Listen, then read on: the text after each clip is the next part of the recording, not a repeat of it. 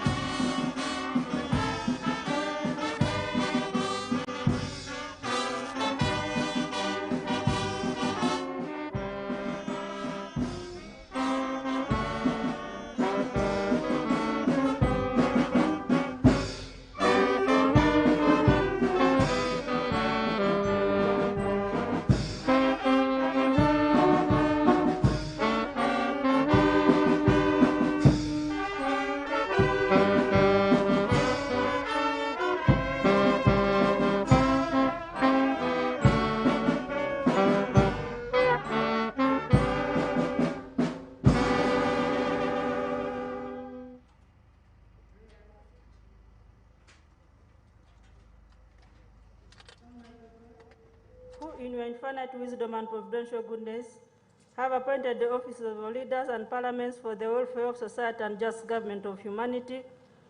We beseech you to look upon with your abundant favor these your servants whom you have been pleased to call the performance of such important trust in this land. Let your blessing descend upon them here assembled, and grant that they may, as in your presence, treat and consider all matters that shall come under the deliberation in so just and faithful a manner as promote your honor and glory and advance the good of those whose interests you have committed to their church. Amen. Amen.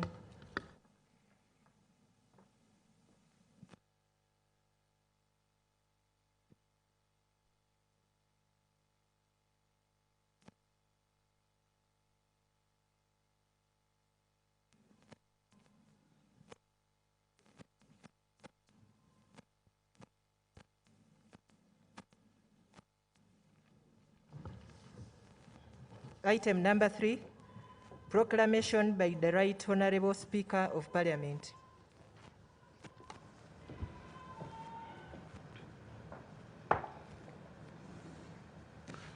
Whereas Article 101 of the Constitution mandates His Excellency the President at the beginning of each session of Parliament to deliver to Parliament an address on the state of the nation.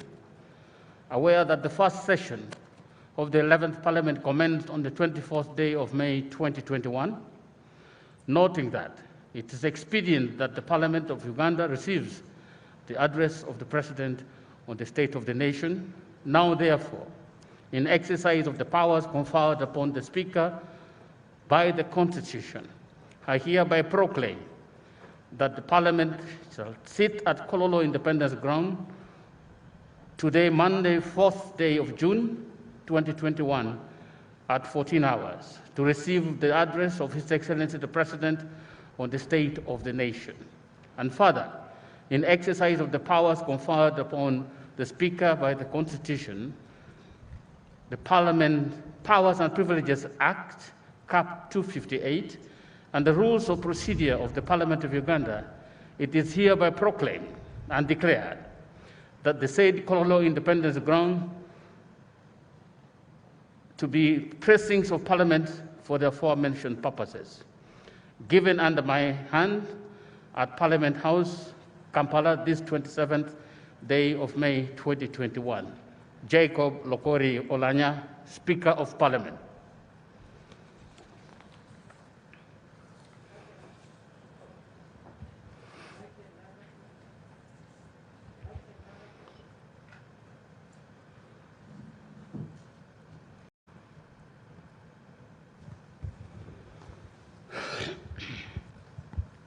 Item number 4, communication from the Chair.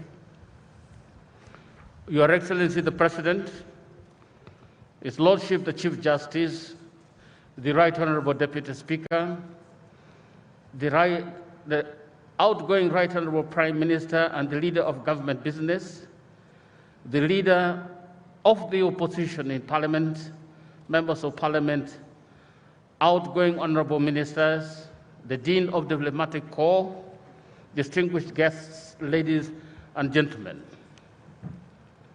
I welcome you all to this sitting today. Today is the state opening of the first session of the 11th Parliament of Uganda, and in consonance with Article 101(1) of the Constitution of the Republic of Uganda, His Excellency the President will deliver his address on the State of the Nation. The State of the Nation address is a constitutional obligation and a yearly tradition wherein the President, the Chief Executive of the country, reports on the status of the country and unveils the government's agenda and legislative plan for the coming year. This is the maiden State of the Nation address in this new 5-term of government 2021-2026. I congratulate you, Mr. President, upon your re-election. I also once again congratulate all you members upon your election to the legislature. Society has entrusted you with the responsibility to lead, and as such, we ought to be responsive. We ought to be responsive to their aspirations. It is this that will enable us to realize our vision of being a people-centered parliament. Remember, society watches all the time. I pay tribute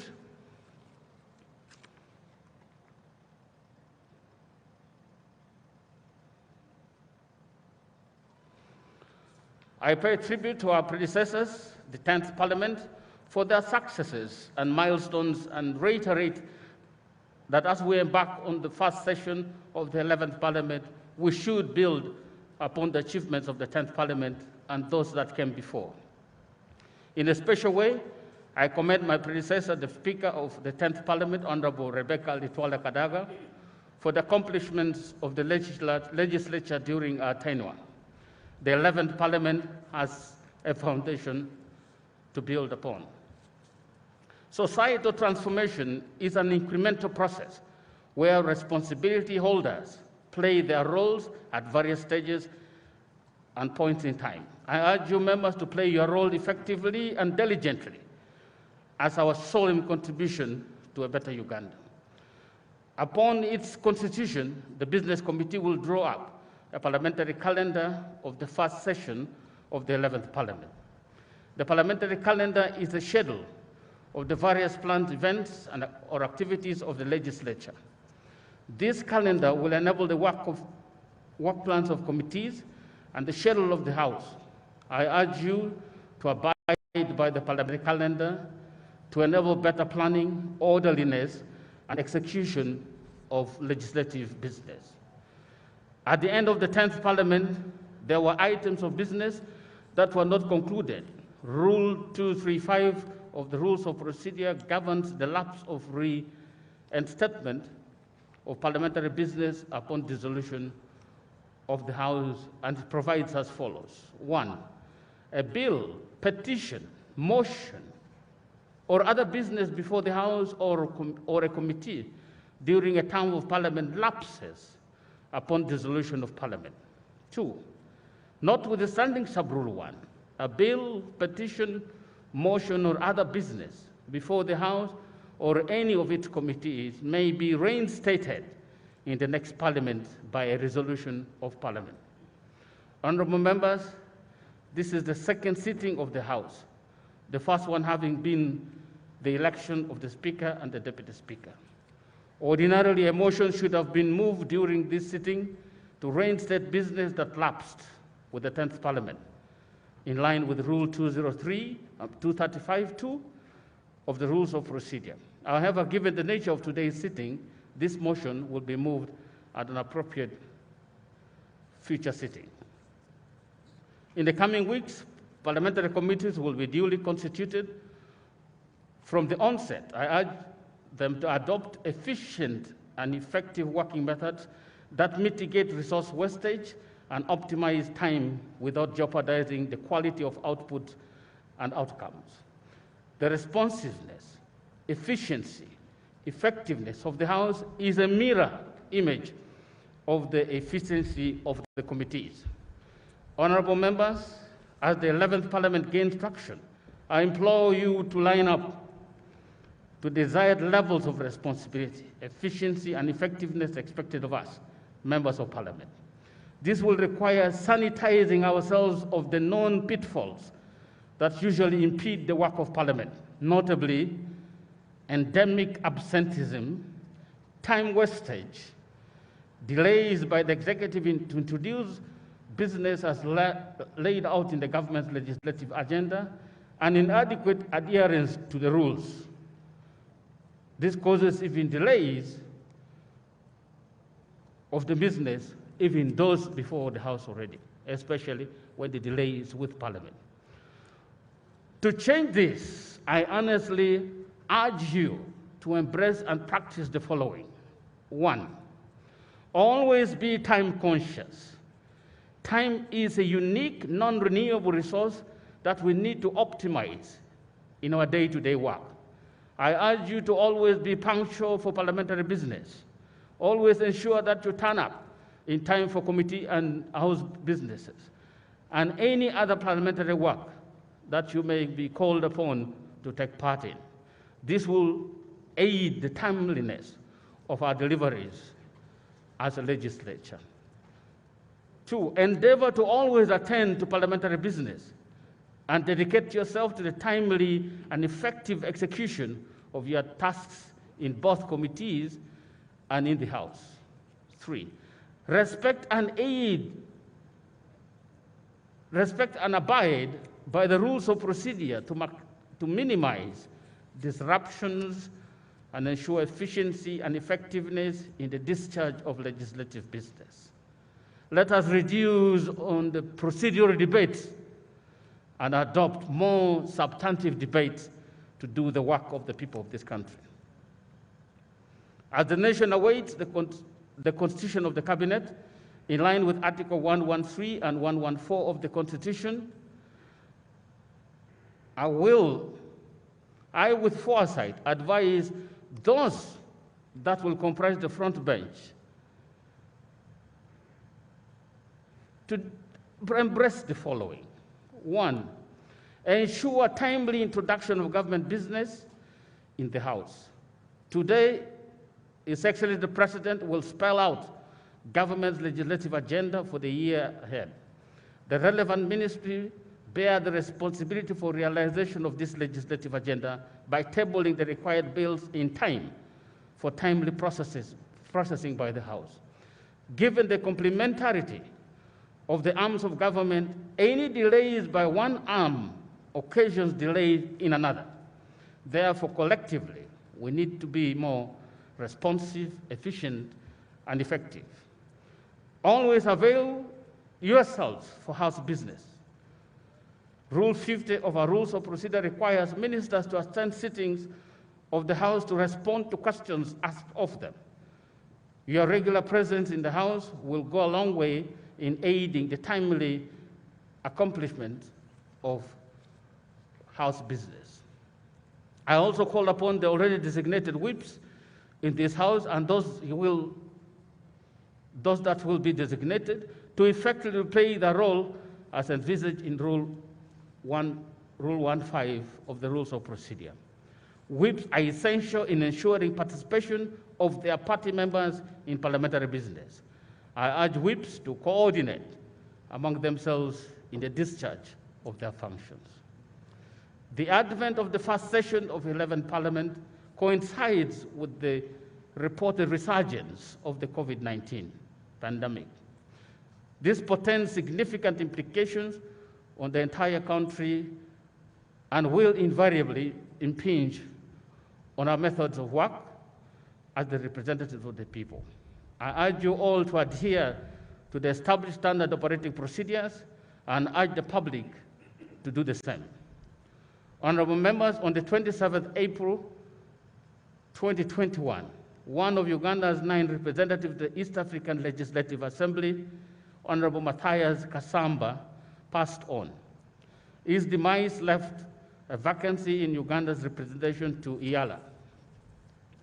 You will recall that the deceased was elected to the East African Legislative Assembly on the 28th February 2017 on the National Resistance Movement party ticket and assumed office on the 18th December 2017. Pursuant to Section 8.1 of the East African Legislative Assembly Elections Act 2021, the Speaker of the East African Legislative Assembly notified the Speaker of the Parliament of Uganda on the 18th May 2021 of a vacancy in the East African Legislative Assembly. Therefore, in line with Section 8.2 of the East African Legislative Assembly Elections Act 2011, upon notification of the vacancy, a by-election must be held by this Parliament within 90 days from the 18th day of May 2021. Given that Honorable Matthias Kasamba was elected to the East African Legislative Assembly on the NRM party ticket and in accordance with the Treaty for the Establishment of the East African Community and Appendix B of our Rules of Procedure, the vacancy will be filled by the NRM party to which the deceased member belongs. I accordingly instruct the clerk to Parliament to commence the process of filling the vacancies. Honorable members, we all know that this last Monday, events happened in this place that were very disturbing. An attempt was made on the life of one of our own, and in that incident, his young daughter was killed, 27-year-old PhD graduate, and his driver, Haruna. That attempt was made on the life of the Honorable General Katumba Wamala. We thank God that he survived and is recovering very, very well. Honorable members, for those who have demised, I would ask that we rise and observe a moment of silence.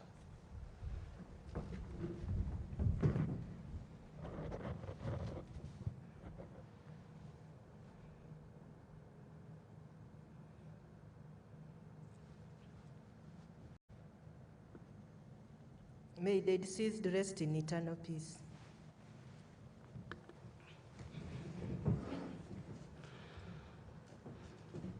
Finally, honorable members, as we embark on today's sitting, I urge members to take cognizance of Rule 10 of the Rules of Procedure, and specifically Sub-Rule 4A, which stipulates that while making a statement in this House, the President shall be heard in silence, and his address shall not be followed by any comment or question.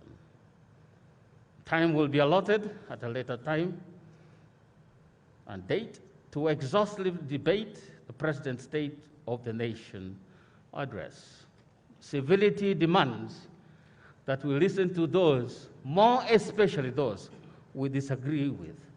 That gives us the opportunity in the debates that will ensue later to respond to the issues that would have been raised by the President, in case you have some contrary view to what the President could have stated. But today is not that day. Let's listen to the President in silence. You can cheer or stamp your feet if the points are good, and I'm sure they will be good. So don't be shy to hit your foot on the ground hard to appreciate the statement from the President. I say all this for God and my country.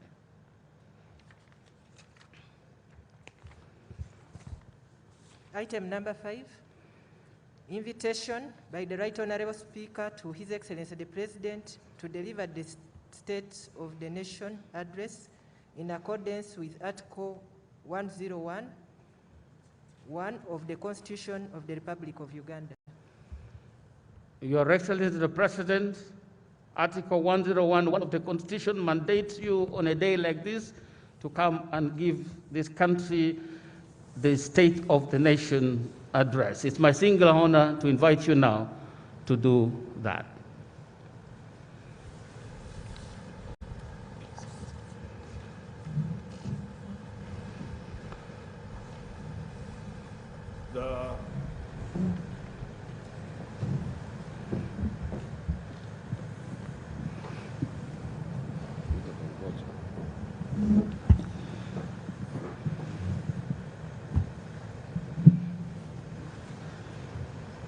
The Right Honorable Speaker of Parliament,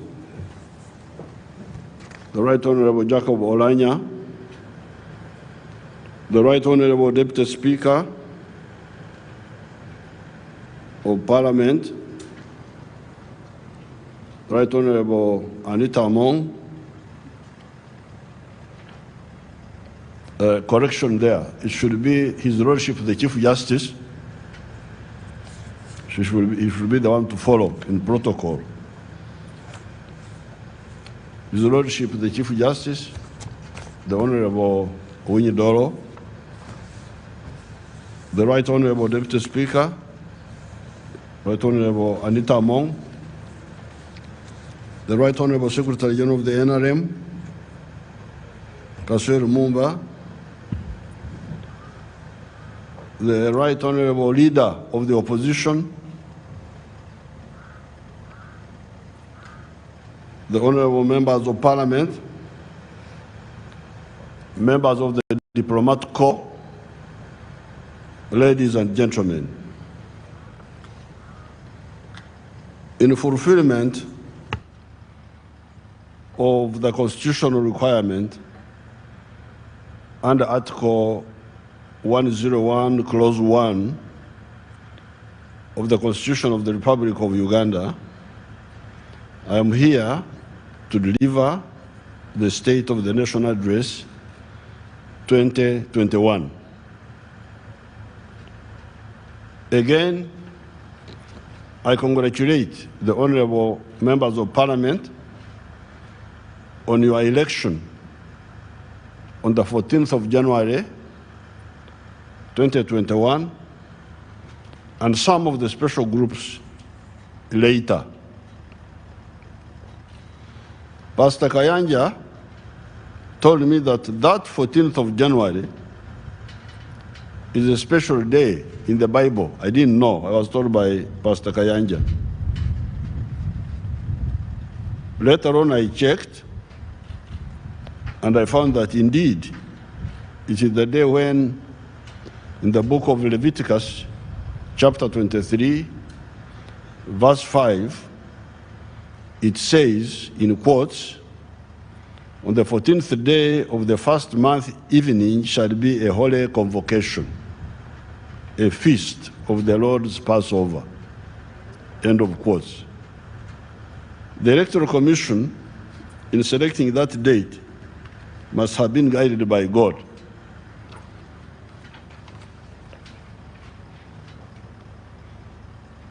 As I said on my inauguration and on a number of other occasions, at this point in the history of our country, having restored the small enclave modern economy of 1971 that had been destroyed by Idi Amin in the 1970s, having greatly expanded it from US dollars 1.3 billion in 1986 to now US dollars 40 billion.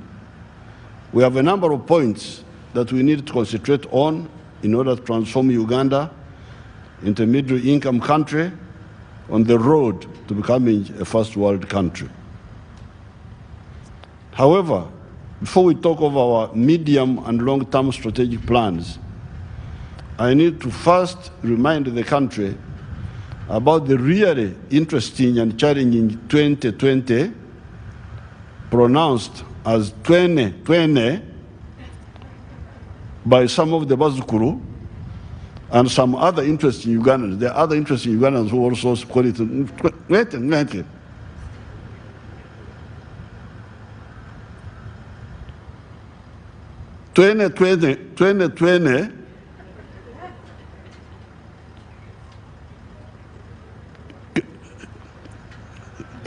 Came with locusts, floods, the rising levels of the lakes, landslides, floating islands, etc.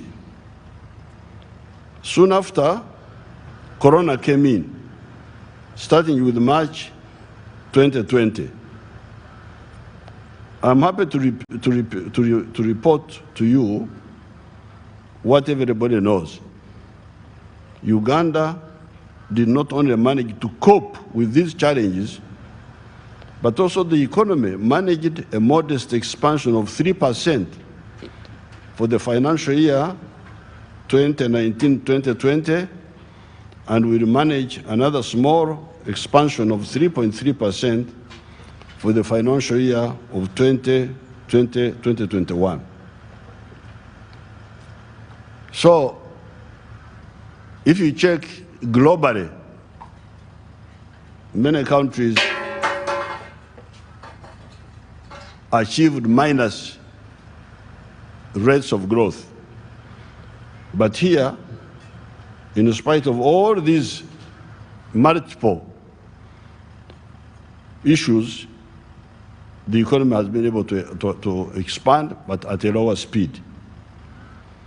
If it had not been for Corona, the economy was projected to grow by 6.3% and 6.2% in the financial years 2019, 2020, and 2020-2021, respectively.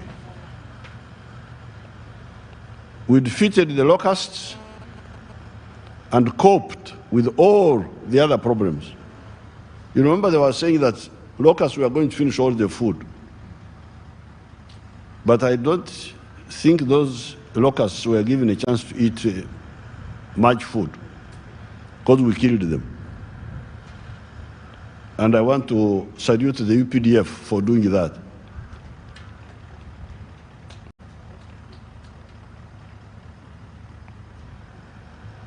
In 1964, on the 14th of May, Lake Victoria set a record when its water level reached 13.41 meters at Jinja. For the first time since records started being kept in 1904. On the 14th of May 1964, Lake Victoria, measured at Jinja, reached the highest level at 13.41 meters. This was the highest since records were started being kept in 1904. Indeed, right from 1961, there had been a lot of floods. My family being nomadic at that time my family was still nomadic. We were not as settled as we are now.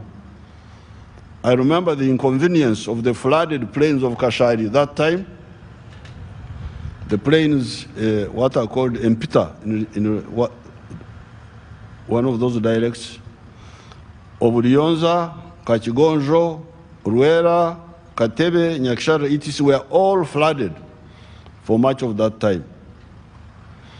And that was the time transport on the lake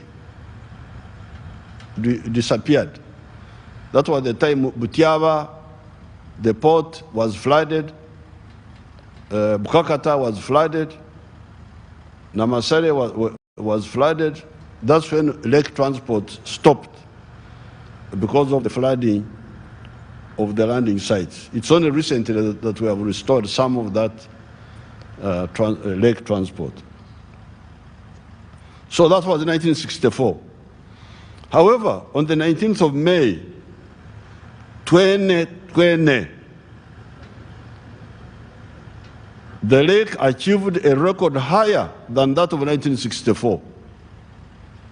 It measured 13.49 meters. That was last year on the 19th of May. The lake, not being satisfied with that record, on the 14th, 15th, and 19th of May, just recently, 2021, it reached the highest level point, the highest point ever of 13.50 meters. On the 31st of May, it had slightly reduced to 13.42 meters. This is all in spite of us releasing much more water at Jinja than ever before. Because that water is controlled at Jinja, that dam. That dam helps us to control the water. Normally, we release 800 to 1,200 cubic meters of water per second. 800 to 1,200 cubic meters of water per second. Today, however, we are releasing 2,400 cubic meters per second. If we did not release a lot of water, much of the lake shore would be flooded. In 1964, they could only release a maximum of 1,300 cubic meters per second. Today, however, because we built new outlets at Jinja, we can release up to 3,000 cubic meters per second. So the worry which people had that the dams, the power dams will be flooded cannot happen, because we are able to release a lot of water than they were able to do in 1964. That is how we have been able to cope with this lake that has been so high and for so long. Because you can see, for the whole of last year, the lake has been above the 1964 record of 13.41 meters at Jinja. All this time it has been higher than that. In addition to dealing with the locusts, the rising lakes levels, the landslides, the floods, we are to deal with the deadly phenomenon of the corona pandemic. On account of the tough measures we took quite early, we avoided the sort of catastrophe we saw in other countries. However, on account of the widespread reckless behavior, we are now entering a new phase with a wider spectrum of variants of the virus that may be more dangerous. Up to now, 49,761 people have been infected cumulatively to date. This was up to the 1st of June. 46,150 of these have recovered. Therefore, many people recover from corona if they are well treated and in time. However, the coronavirus is very dangerous because it targets epithelial cells. These are a type of cells in our bodies called epithelial cells, which line and create protective barriers in many organs of the human being, including the lungs, the heart, blood vessels, kidneys, liver, and the digestive tract. This virus can cause the damage of those organs even if the patient recovers. Fortunately, as you can see, many Ugandans have recovered completely and with no damage that is permanent to their body systems. Nevertheless, the best is to avoid this disease until one is fully vaccinated and we maintain the SOPs until the pandemic in the world is defeated. Really, this is the wisest thing to do. With the vaccination, we recently hit a snag when, on account of the very bad situation that developed in India, that country stopped the fresh exports of the vaccine. My advice to the countries that are producing vaccines now is to be careful with this point. I had the same problem with sanitizers here, as I said the other day. Being big Waragi producers, when the pandemic started, the only factory that was making sanitizers in East Africa was Saraya Manufacturing Uganda Limited in Jinja. So there are some advantages in having a lot of Waragi. I don't like drinking, but this time I appreciated the drunkards.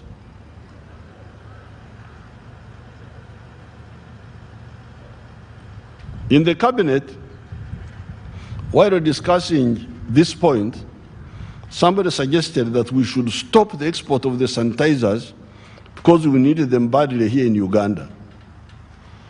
As a Christian and as a traditional Munyankore, I could not accept that logic. It is called okuhemuka, to let down friends, colleagues, partners, anybody that trusted in your solidarity, by saying that because you are in great need, those who depended on you, on your solidarity, can go to hell. A real Munyankore can never do that, except those who are eating pigs in Kampala. If you see those Munyankore who are eating pigs, maybe they may do this.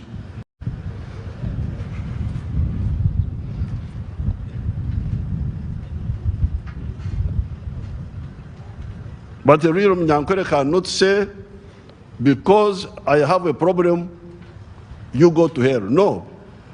You suffer with your friend. If you don't, it is a serious offense in the code of conduct of the Munyankore, and it is called okuhemuka. Apart from the moral issues involved, there is also the issue of strategy.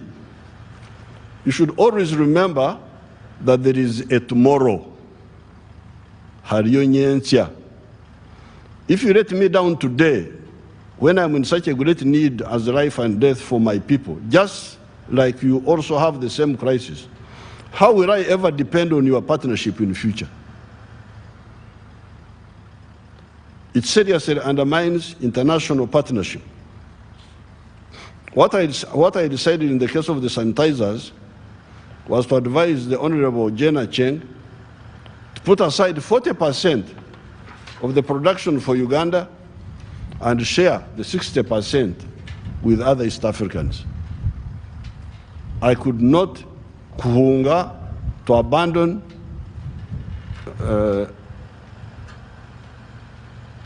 upon fraternal peoples and partners by upon them, let them down, just because I am in acute need myself. I share the hardships with my fraternal people or partners. Nevertheless, the egocentrism in the world is also good for us, the patriots and Pan-Africanists in Africa. It makes it much easier to arouse even the most indifferent who are busy dancing and taking alcohol, that Africa must take care of itself. I salute our scientists who have developed the diagnostics, have been working on the therapeutics, and also the vaccine. 2 of our diagnostics are ready for manufacturing, and we're in the process of putting up the factory to mass manufacture. The therapeutic has been tried in 53 patients, and we need a minimum of 124. Up to now, results are good. This therapeutic, this medicine, in the month of March, February, a bit of May, April, we had a problem. We didn't have patients. There were no corona patients, very few. So we didn't have enough numbers. The authorities, the research authorities say, for us to say the medicine works, we must try it in 124 people. Up to now, we have got up to 53 patients. Up to now, results are good. With the vaccine, we have got to phase 4 out of 9 phases. At this stage, I need to renew my demand, but this time we'll renew it as an order that should be implemented. Many years ago, I proposed that government scientists must start with shillings 4 million when they join the public service as a pay per month. The top scientists in the research institution should be earning 15 million shillings, like professors in public universities. This is because we want to retain the large number of scientists we have trained so that they solve our needs, the needs of health, nutrition, infrastructure, but also benefit from the pathogenic economy. Pathogenic economy, the economy of diseases. There is business in diseases. Other people in the world have been making money from our sicknesses. We shall earn more money from the pathogenic economy than from coffee. Therefore, paying our scientists well is not a favor to them. It is first and foremost in the enlightened self-interest of the country. All these are temporary phenomena: locusts, floods, rising water of the lakes, landslides, corona, etc. We are coping with them. But our real historical task is to cause socio-economic transformation of our society. This society must go from its pre-capitalist, pre-industrial way of life to a middle-class, skilled working-class society.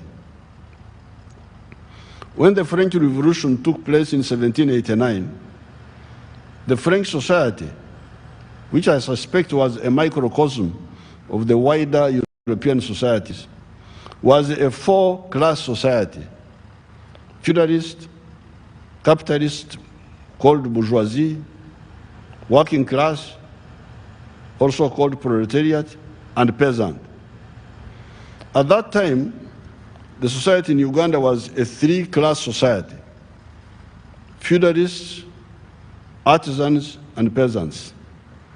Today, the European societies are two classes ones. These two classes being the middle class, being sustained by profits from the businesses, and the skilled working class, the proletariat, who depend on good salaries to sustain them, plus a welfare system when they are out of work. So Europe has undergone a social metamorphosis, has changed, like the process which we know in biology, where the insects change form. No more peasants in Europe. If you go to Europe and you are looking for peasants, you will not find any. No more feudalists in Europe. Here in Africa, so many actors are engaged in the peasant conservation and also some elements of feudalism. It is this incomplete metamorphosis of society that I've been addressing ever since 1986, when we got a chance to run the country, and even before, when we were still in the student movement. Our appeal is for everybody to join the money economy and get out of Okora Echida Chionka, you remember those Bagwere, teach me each keken, Akoru, Akoik Bon, in Ateso, Rugubara, Azi, Ngaza, Aleni. We must get out of that problem. As you have seen, even modest walking up of sections of our people from Kulambara,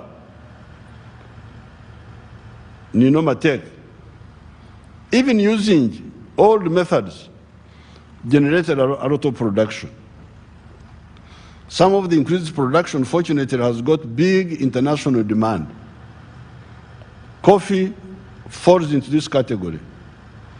We have gone from 3 million bags to 7 million bags. Fortunately, the global demand is able to take all the coffee, because the global coffee demand is 166.3 million 60 kilogram bags.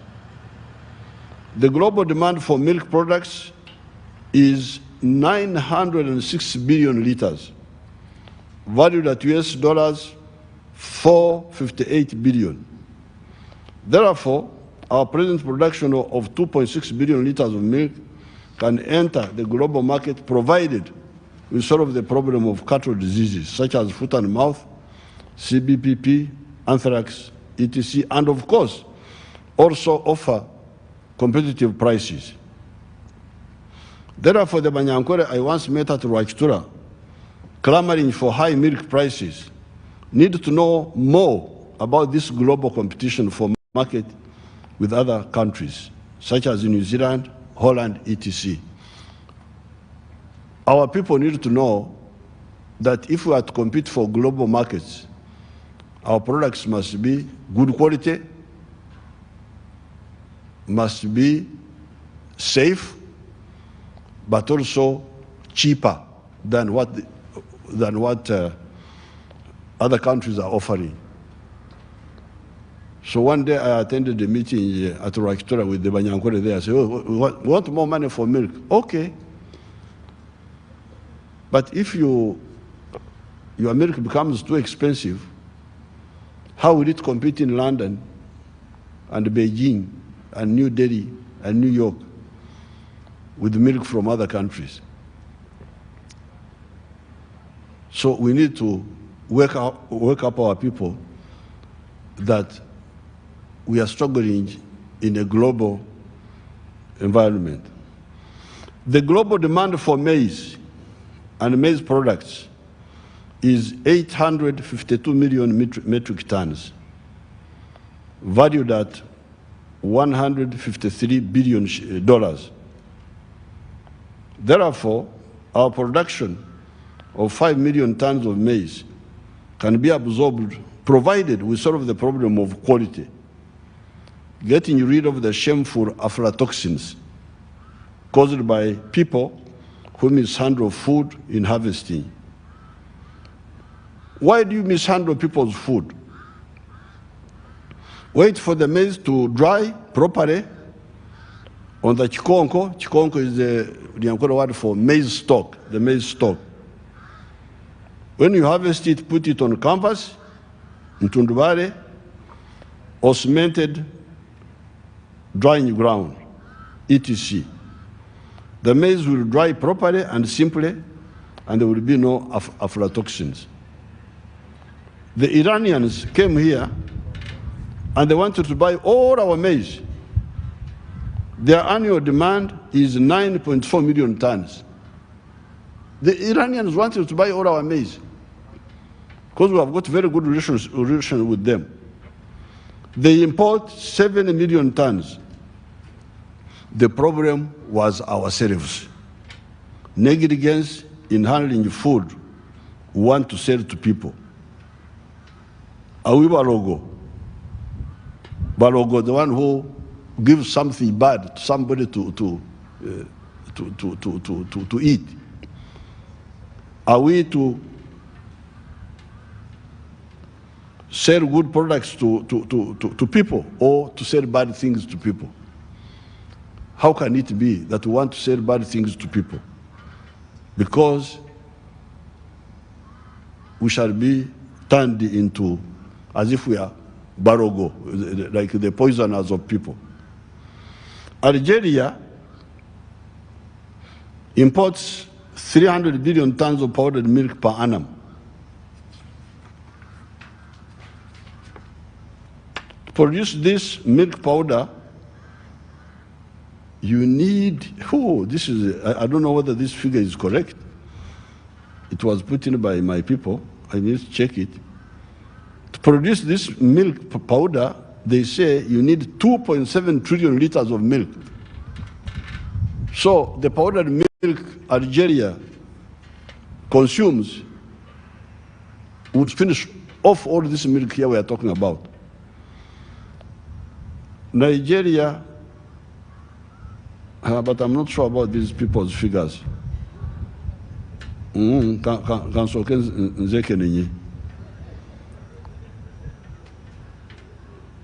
With many, but anyway, the point is that Algeria and Nigeria consume a lot of powdered milk, and to produce powdered milk, you need a lot of liquid milk. And we produce a lot of powdered milk here. So these people could buy this milk. With many of Uganda's products, there is a global market. But we must solve the issues of safety. I will not talk of quality because our agricultural products are the best quality in the world. In terms of quality, they are the best. When we had this inauguration here, I met delegations at Munyonyo. And as part of my diplomatic protocol, I would have my menvu, the kabaragara, the small sweet banana, and bogoya. People like those products. They like bogoya. They like this small sweet banana, kabaragara.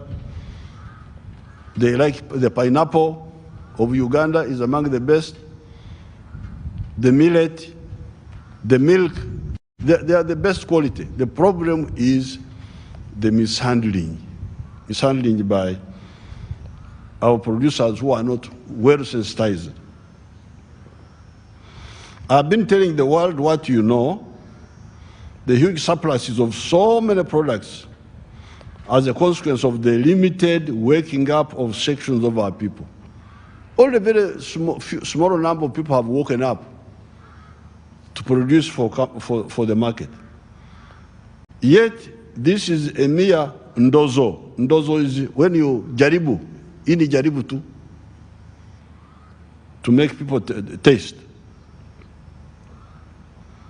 If you take beef, dairy sector for instance, the beef and dairy sector for instance, the big increase in the milk production is in spite of still using the free-range method. We are still using free-range, cows roaming around, where cattle are sent to the bush or farm to graze when the farm is bush cleared. In this method, the stocking ratio is only 1.5 cattle per acre per annum. So in a square mile, you will have like 300 cows in a square mile. Some years ago, I went to Israel and saw 1,000 Frisian cows in 1 acre. I was with Mama here. We saw those cows, 1,000 Frisians, just being fed in 1 acre. Recently, I met somebody from the UAE, from the United Arab Emirates, who told me that their company has a herd of 18,000 heads of cattle in 250 acres. Here, in the whole square mile, we find we have got just 300 cows. We should systematically, therefore, shift to zero grazing. If you talk to Dr. Demoon, the commissioner of veterinary, she will tell you that when you grow the grass in the farm and you cut it and you feed the cows zero grazing instead of them going to feed, you'll be able to look after 8 Frisian cows in 1 acre in a year. So if you have got 10 acres, you can actually look after 80 cows in a year, Frisians. So therefore, with our 18 million heads of cattle,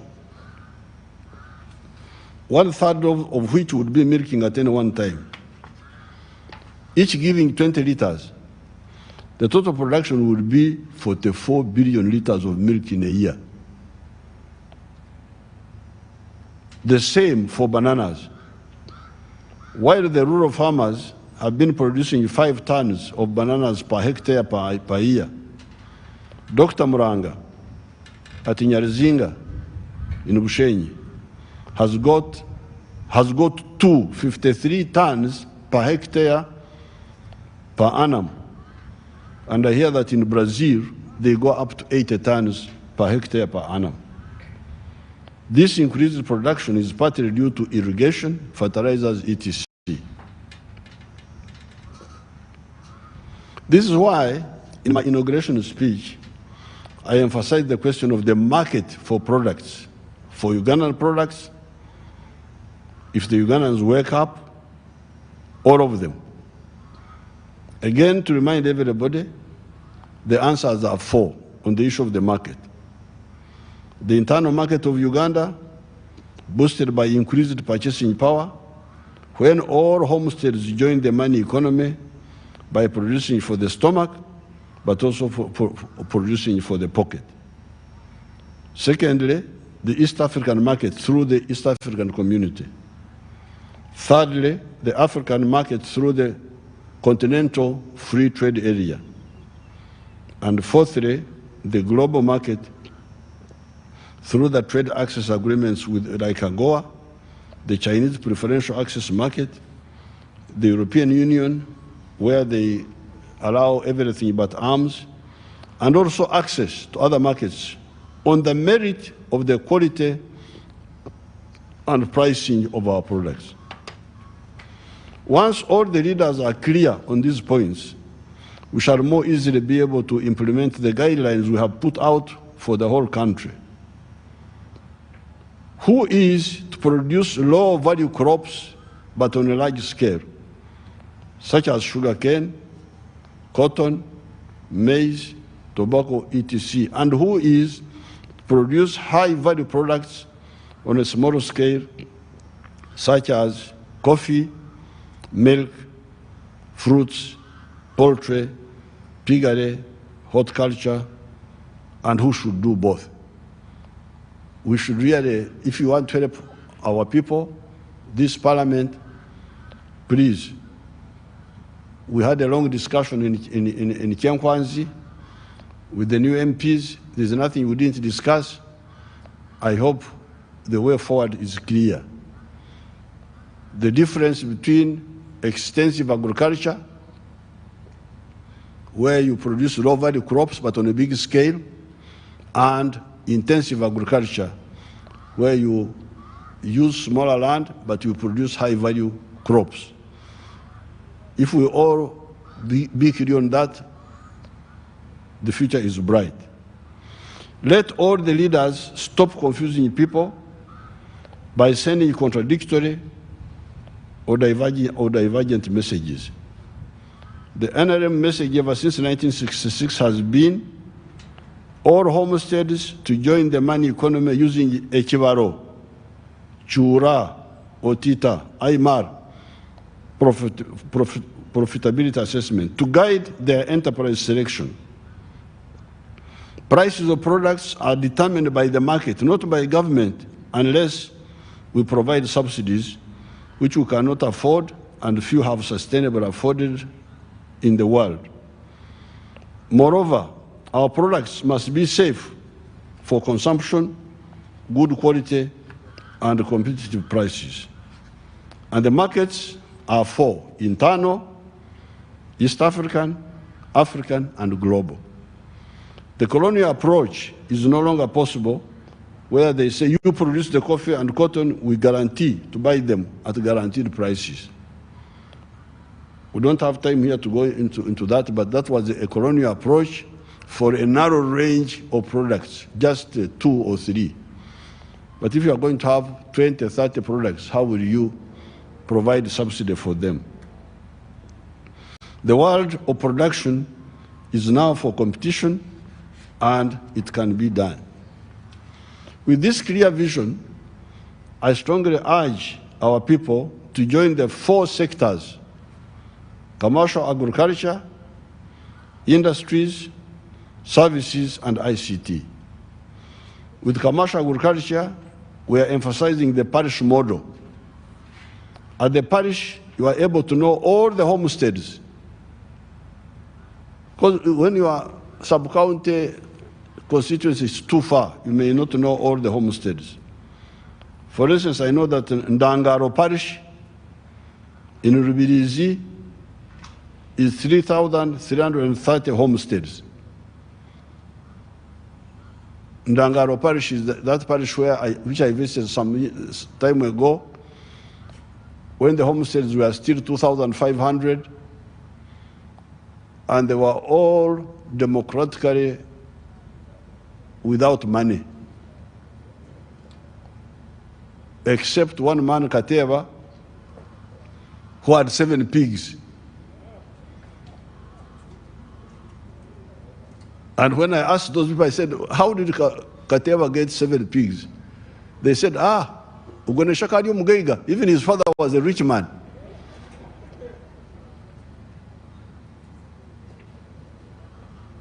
Now, you hear that the homesteads in Ndangaro parish are now 3,330. They have increased. Ruengaju is in Kabarore. The homesteads are 3,196. But these ones are doing very well. The ones of Ruengaju are a model. They listen to our advice and they are doing very well. Maware parish, here in Ruero, where my model farm of Kaumu is, there are 1,480 homesteads. So when you are at the parish model, you are able to know how many homesteads. You will be able to know who has woken up and who is still asleep. Our aim is to make all the homesteads to wake up. On the side of industries, we shall continue to deal with the issue of costs of manufacturing in Uganda. The cost pushers are three: the cost of money, interest rates of the exploitative commercial banks. These commercial banks are really suckers. Banyunyusi. The cost of transport to Mombasa, Dar es Salaam, Juba, Kigali, Congo, Ethiopia, etc. The cost of electricity. The other cost would be the cost of labor. However, that is still low.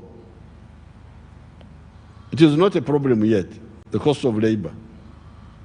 Ugandans should be informed that with our fraternal states of East Africa, we are handling the issue of transport costs.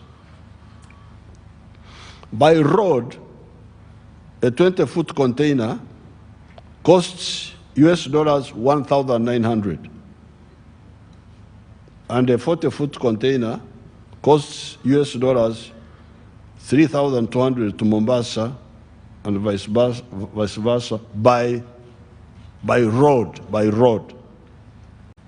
Yet by rail, it is $1,400 for a 20-foot container. So instead of 1,900 road, you save $500. It is 1,400 by rail. And for the 40-foot container, it is 1,900 instead of 3,200. So you save almost half of that money. So hence, in addition to our long-term goal of building a modern standard gauge railway, we are together with Kenya. We are continuing with our plan to build the modern standard gauge high-speed railway. But at the same time with Kenya, we are rehabilitating the meter gauge railway, the old railway, for immediate use. After General Katumba and Sam Kutesa were very much involved in this one here.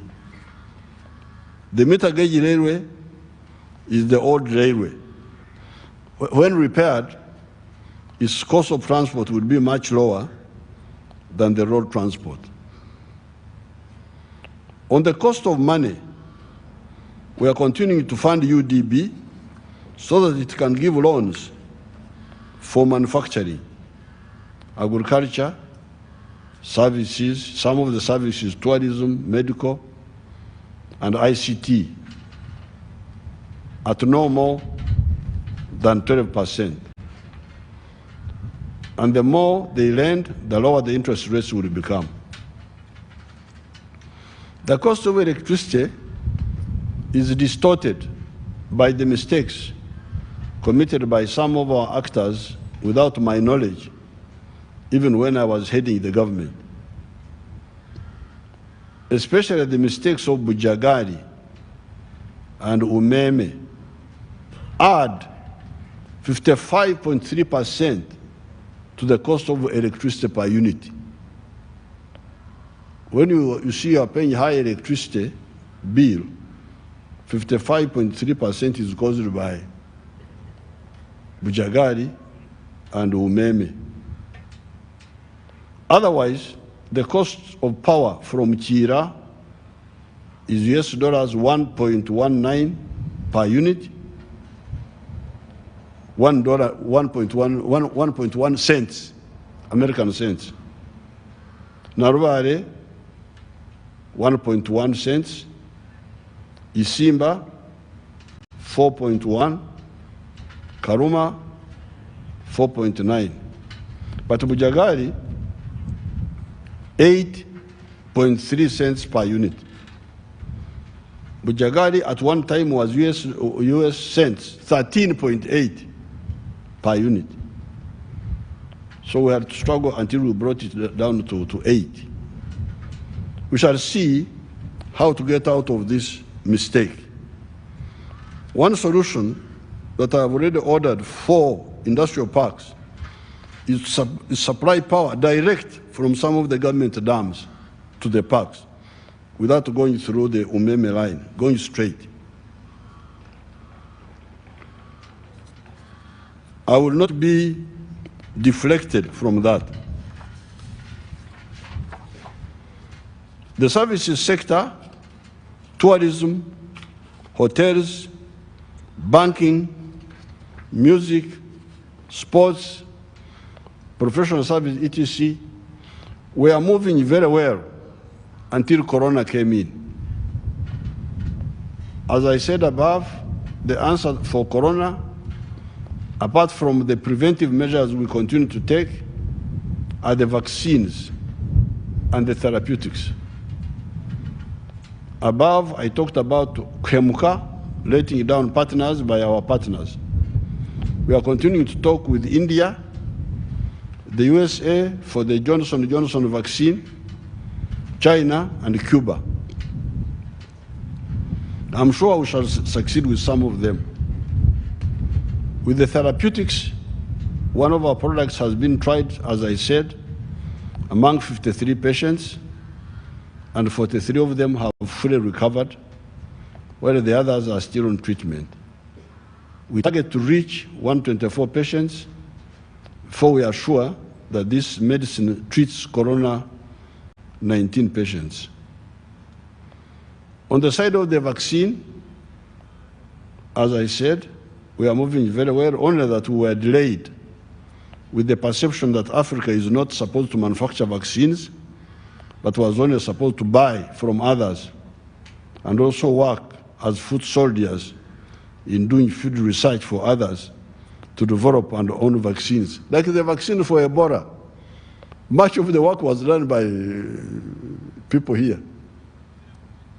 But I hear that somebody made the Ebola vaccine, yet Ebola was here, was our disease. Why do you know somebody to take your disease?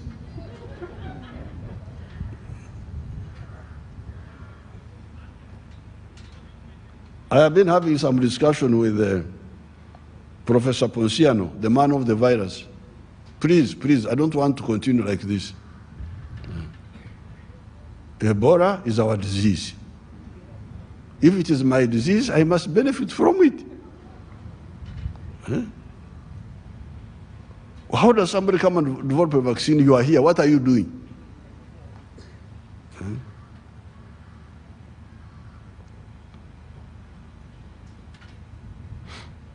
I salute the few outsiders that help. We have got a few outsiders who helped us. I will give you the whole story at some stage. I don't want to give secrets now.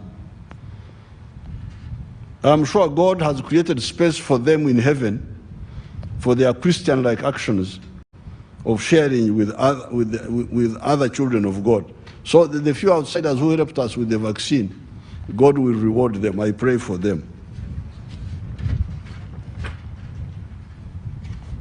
Making a vaccine in Kutembura.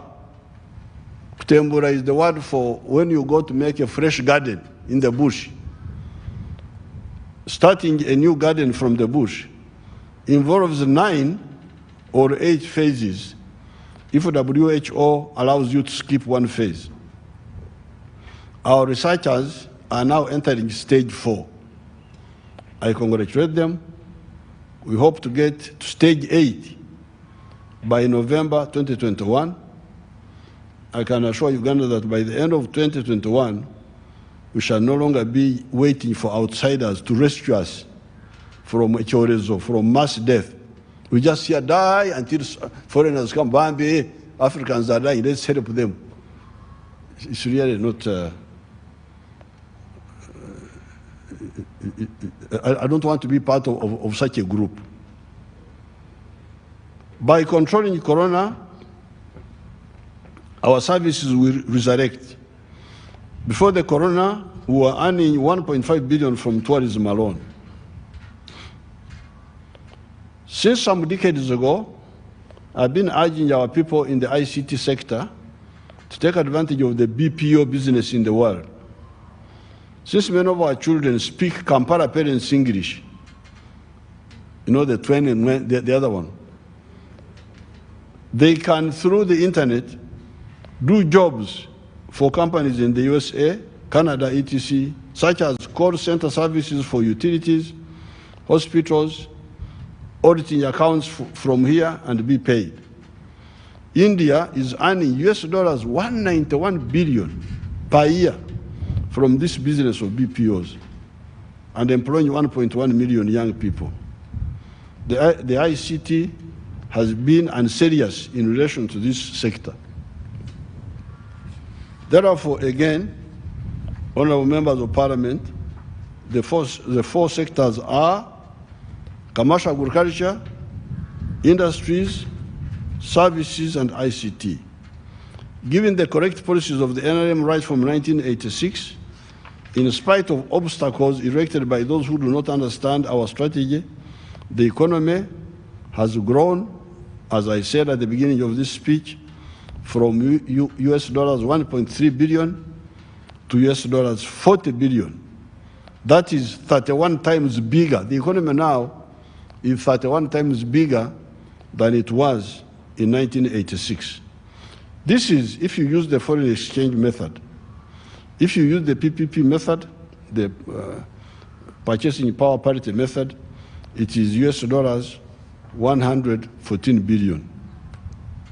By 2026, the economy is estimated to be US dollars 69 billion if you use the foreign exchange method, or 193 billion by the PPP method. I am, however, nor have I ever been satisfied by this level of performance. Some companies in the USA have annual turnovers of US dollars in billions. You can take examples of the following as indicated in the table. There's one company in the US called Walmart. It's a retail company. Its business turnover each year is 560 billion. 560 billion, Walmart. Here we are talking economy of the whole country, 40 billion. A company in the US is 560 billion. Another company called Amazon, 387 billion. This Walmart is employing 2.2 million people, and Amazon is employing 1.2 million people. Another one called Apple, 275 billion. CVC Health, another healthcare group, 270 billion. ExxonMobil Petroleum, 265 billion. United Health Group, healthcare, 257 billion. Berkshire Hathaway, a conglomerate, I don't know what that one is, 255 billion. McKesson Corporation, healthcare, 215 billion. Amerisource, Bergen, pharmaceutical industry, 190 billion dollars. These are 190 billion dollars. So, for us to sit here, how and why should a company have a size of business that is bigger than the economy of a whole country? The combined GDP of East Africa is 440 billion. The whole of East Africa, 440 billion dollars. One company in the US called Walmart, 560 billion.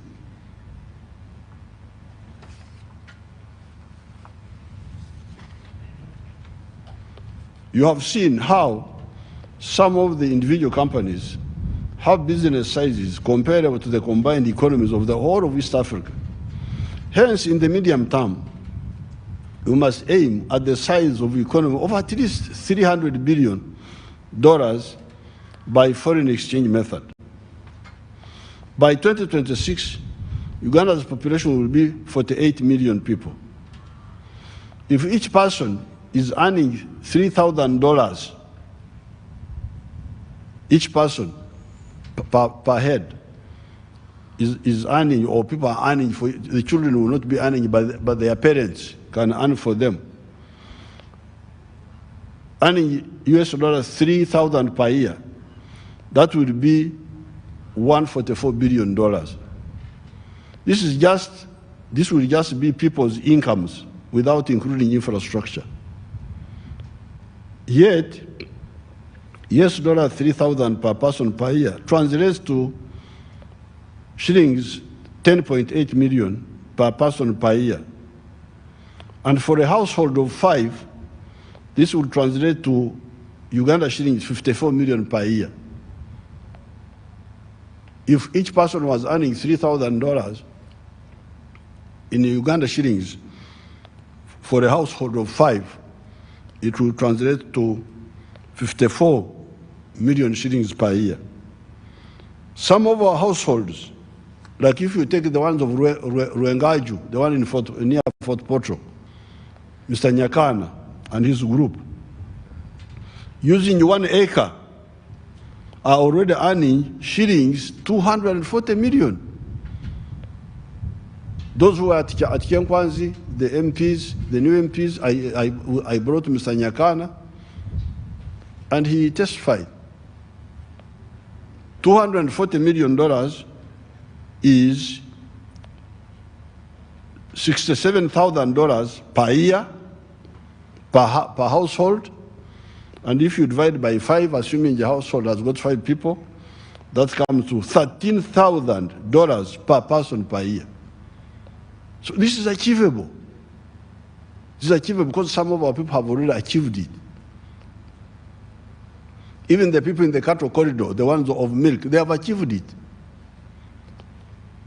I therefore do not accept the minimalist approach by the Minister of Finance, where the people of Uganda generate wealth that is smaller than the businesses of individual companies in other parts of the world. We shall earn more from coffee and its products, from milk, from fish, especially enuni, the fish maw. The plan which some of our people have, which they have presented to us, is that out of enuni alone, Uganda can get around US $156 billion per year, bigger than what Saudi Arabia earns from oil in a year. I will be presenting a plan on this, how we can transform fishing into a gold mine, bigger than oil. To achieve these aims, we must defeat corruption and disorientation, and we shall defeat them. Corruption has become a real enemy. It starts in the Ministry of Finance, where projects are designed with supernumerary elements, extras. They make a project, but they add in things which are not there, which shouldn't be there. These bloated projects go to ministries, like Minister of Water and so on. Then to the committees of parliament. You watch out. You watch out. Committees of parliament. Then to the Auditor General, where there is collusion all the way, and there are agents along the way. Each one getting Njauro. I have the story now. I have the story, you will see. You will see. That's how I moved on the Uganda Airlines. They thought they were very smart, but they will find out what sort of people Bayekera are.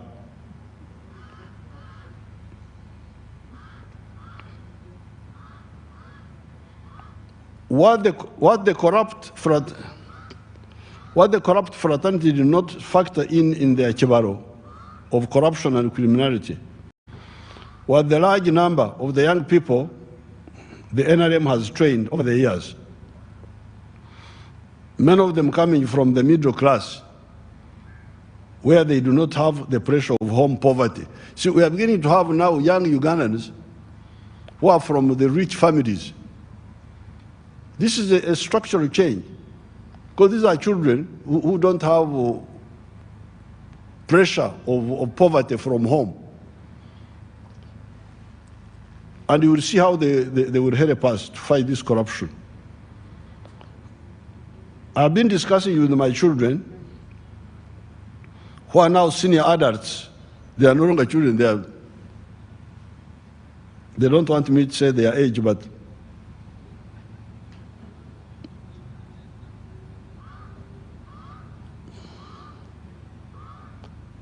who are now senior adults, the timeliness of creating DRA, Descendants Resistance Army 1, to take forward the work of the original NRA of their parents. This fraternity recently recommended to me one of their group. When I talked to her about a certain job, her answer was, "No, Mzee, that is not my passion," as they speak in their exotic accent. These are people who work for passion, not for money. Against resistance, I put one of them, Irene Kagwa, to manage Uganda Communication Commission. When I was appointing that guy, I was, no, that one is young, he's not experienced. Although some of these other have problems, but they are political. No, I said, no. If you are corrupt, you are not a political asset. A corrupt person is not a political asset. It's a political liability. I put one of them, Ms. Irene Kagwa, to manage Uganda Communications Commission. She's doing a commendable and clean job from the retro I hear. The young passionists are liberating the Uganda Airlines. The resistance movement in the Uganda Airlines was by these young passionist people there. It is easy for the NRM to defeat corruption.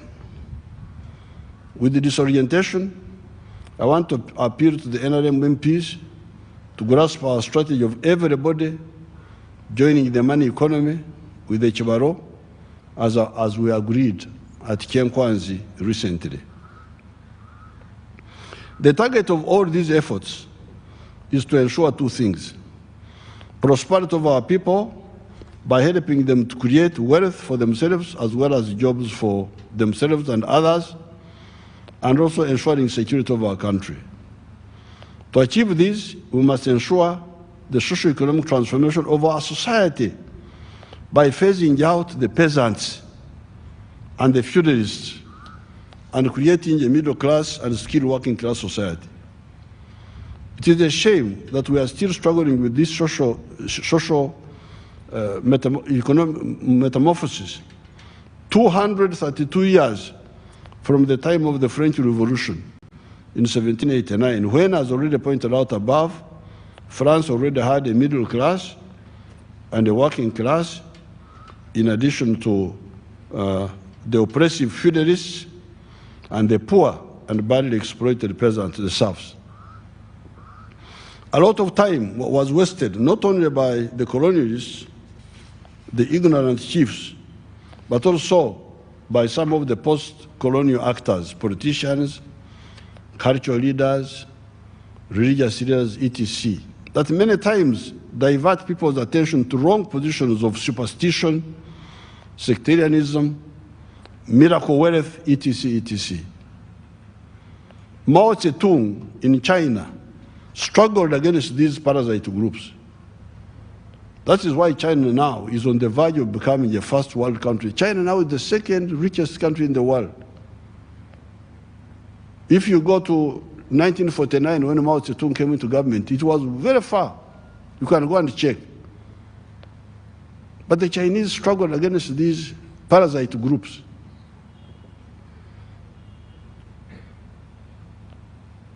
Ever since 1986, If you leave out the other years of struggle, the NRM has been insisting on 4 stimuli to cause this socio-economic transformation. These are education for all. I spoke about that the other day on the inauguration here. Everybody joining the money economy away from the pre-capitalist practice of primitive self-sufficiency of Okore Chida Kionka. 3, private sector-led growth to attract actors that are already part of the money economy in big numbers. And 4, infrastructure development so as to facilitate the 3 efforts above, including lowering the cost of doing business in Uganda so as to enable our economic actors to make profit in their businesses, thereby making Uganda more competitive. This vision helped Uganda, as has been demonstrated again in this speech. However, much more could have been achieved and can be achieved if all the politicians of the NRM and the civil servants understand and push this effort in a united way. Many times we have had to swim against the current. We have been facing opposition from within the system. Yet, as Mwalimu Nyerere said, Africa needs to run while others walk if we are to catch up. Some parts of the world are on the verge of the 4th industrial revolution, while many parts of Africa have not entered even the 1st industrial revolution. The 4th industrial revolution is the phenomenon of intelligent machines that can replace man in the workplace, such as factories. China and India benefited from cheap labor and lured business to the east. That migration of factories and businesses in search of cheap labor forced the other societies to look for cheap labor that avoids expensive human beings that were demanding high wages using the trade unions, the labor movement. The answer is intelligent machines as a consequence of AI, artificial intelligence. This is what is being referred to as the 4th industrial revolution. The 1st industrial revolution was mechanization, was the use of steam power operating in machines instead of the manually operated enyondo, the hammer. The 2nd industrial revolution was technological revolution, was the discovery of electricity to operate machines instead of steam power. The 3rd industrial revolution was automation. We are now entering the 4th industrial revolution of intelligent machines. Uganda and the NRM will not miss the bus of history again. That's what I'm here to appeal to you. Finally, security will be maintained in the whole country. Cattle rustling that has been showing resurgence in Karamoja will be defeated. We are expanding the brigades of 3rd Division and 1st Division. The criminality around Kampala was defeated and is being defeated. The only element to get rid of is the corruption and poor procedures within the police. NRM people were reporting intimidation and harassment by terrorists at the police posts. These good-for-nothing characters would tell them that there is no political desk. If you do not have a desk for terrorism in your police post, you will go home and somebody else will do the job. The recent shooting of General Katumba by the usual shallow actors, whom I called pigs the other day, you remember I called them pigs, showed the poor organization of the police. The cameras I put in place did their work. As you saw, the killers were running from one area to another area. Why didn't the camera center alert all the patrol cars and even the UAVs? UAVs are these unmanned air vehicles. We have them. They can follow you anywhere once they are deployed to chase and block these killers. No, these wonderful camera managers think that their gadgets are only for storing videos, for forensic analysis as part of the post-mortem of the operation. Yes, the cameras are for forensic, but also for Enduru alarm. That's what the cameras should do. You should be watching, and if something like this happens, you follow him on the camera because they are watching. They are there. So why don't they make Enduru, make alarm, while the crime is going on? Because they are watching. They are just sitting in their command center there. They are watching.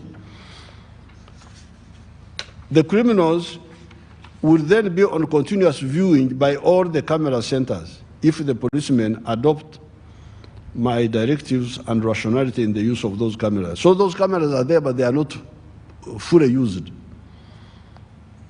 But as you saw, they captured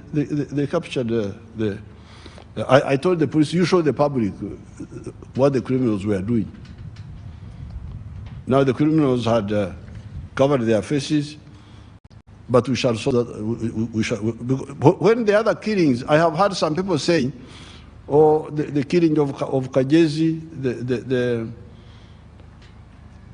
the prosecutor, the killing of Kawesi, the killing of Chirumira, and the Muslim sheikhs. But by that time, we do not have cameras. All those killings, most of those killings, even in Chigundu, we do not have cameras. I actually introduced cameras because of that killing that was going on. You remember when I addressed Parliament and I outlined the 12 steps. The cameras are just one of them. There are other measures. For instance, the gun which was used is already identified, which was used in the case of the Katumba attack. It is the same one which was used in the Chigundu case. Chigundu, the Major Chigundu. And those, a number of those, not all of them, were arrested, but they were released by the courts on bail. Why somebody who has killed people should be released on bail, I cannot understand. Bail for what? Huh? So His Lordship, the Chief Justice, is here. I will get time and we talk, but we can't really go on. Because you see, these people want to turn our army into a criminal army. Because if they go on arresting and release, next time they will just shoot them. These criminals, oh, he was running away, we killed him. You will not be there to tell the story. So we are going to sit down and really, I'm glad the cameras are working. The other systems are working also, but they are not fully used. The police is therefore directed to stop. These policemen abandoned using radios. I think this was under the regime of Kale. They abandoned using radio. They now use mobile phones. Hello, hello, hello. Now, mobile phone, you talk to only one person. Police don't work like that. Police work on a network. It's like a village where you make Enduru, because when you make Enduru, the whole village wakes up. The camera people should, when they are watching, they see something like that, they should shout and say, "Uyo, uyo, uyo, uyo." And then everybody should be hearing. You should be on the same network. Not looking for the DPC who is asleep. No, we don't need DPC. We just need the people on duty. Whether DPC is asleep or not, it's none of our business. The police post, the police station must always be open and on radio communication, and everybody should be communicating. Something happens here, the whole system knows. Henceforth, the police is directed Again, I had already directed them, but I repeat it.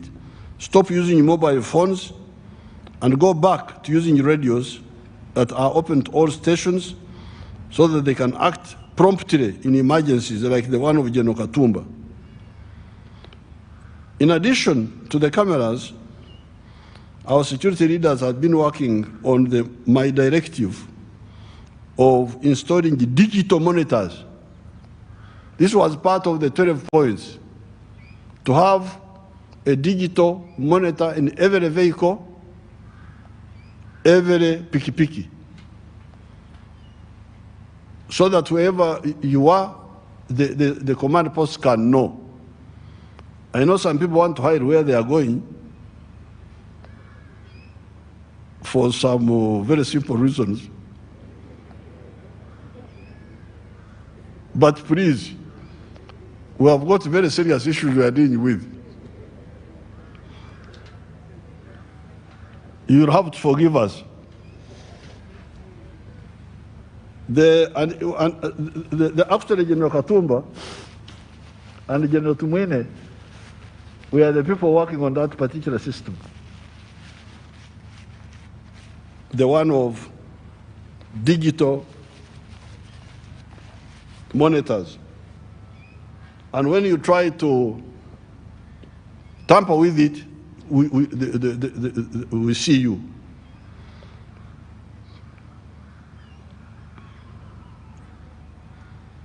They have taken long to implement this plan. This will make it easy to know which piki-piki, which car, or which boat on the lake. We shall also introduce it on the lakes, on the boats, so that we know which boats are where on the lake. The country is secure. These people who were involved in the Katumba incident, I am sure we shall get them because we already have good leads. We shall get them. And I'm following you also very, very closely. But this is different from the Kajezis, from the Kawesis, because at that time there were so many things which were not in place. Now we have some of the things in place. Not all, but it is much easier this time. The country is secure, is progressing, and corruption and disorientation will be defeated. Right Honorable Speaker, I have not yet appointed a Prime Minister, and therefore I am not able this time to present the legislative program. I will present it when the Prime Minister is appointed. It will be much easier for me to present the legislative program. So here, I just repeated the strategy of the NRM that will cause social transformation in Uganda and ensure security of our country. I thank you very much.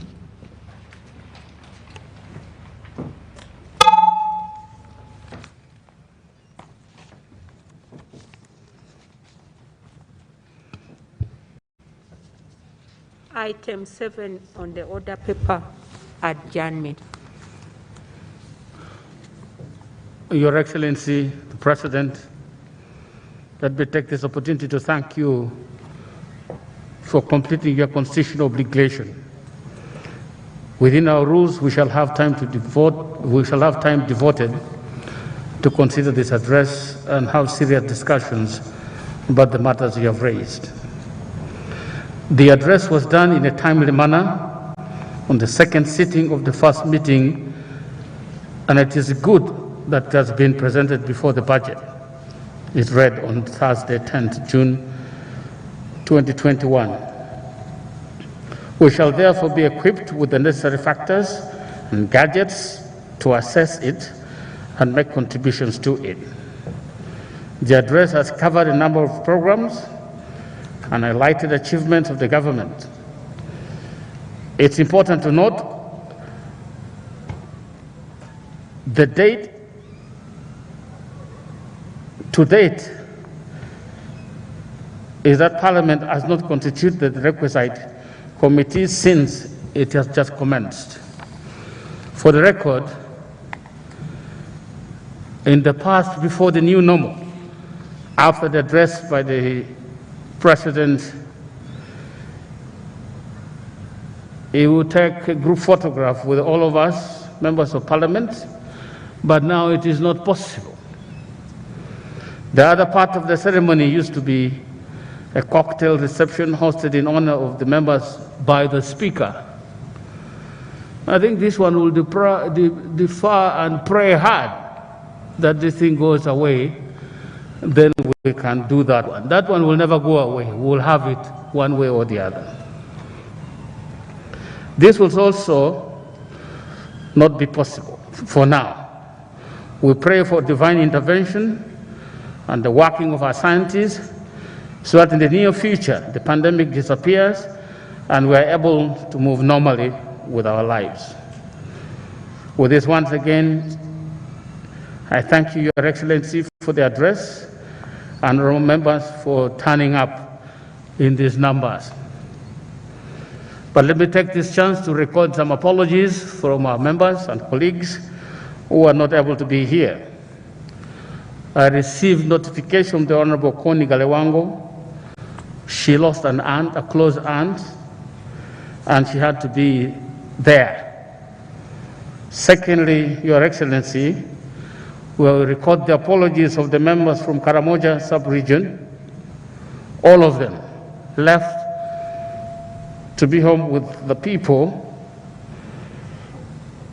The situation there does not seem to be going down, and it seems to be escalating. You had these discussions with them, Your Excellency.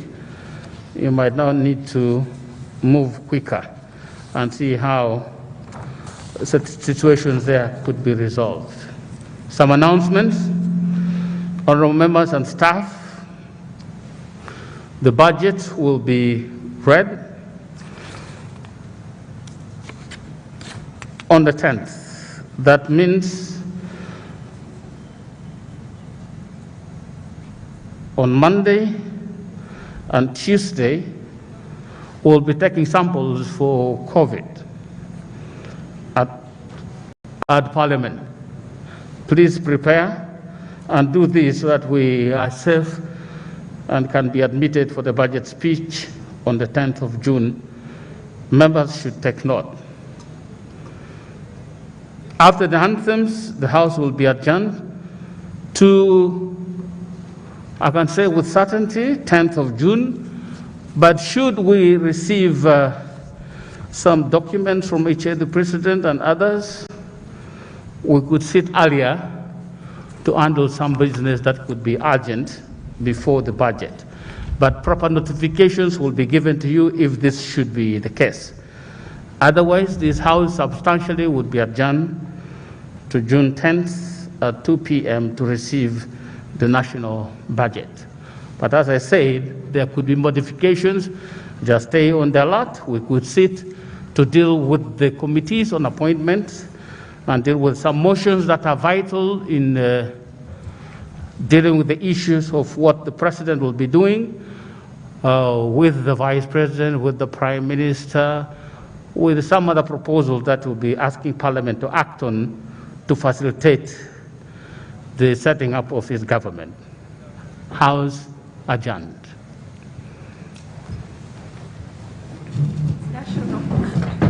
The anthems in reverse order.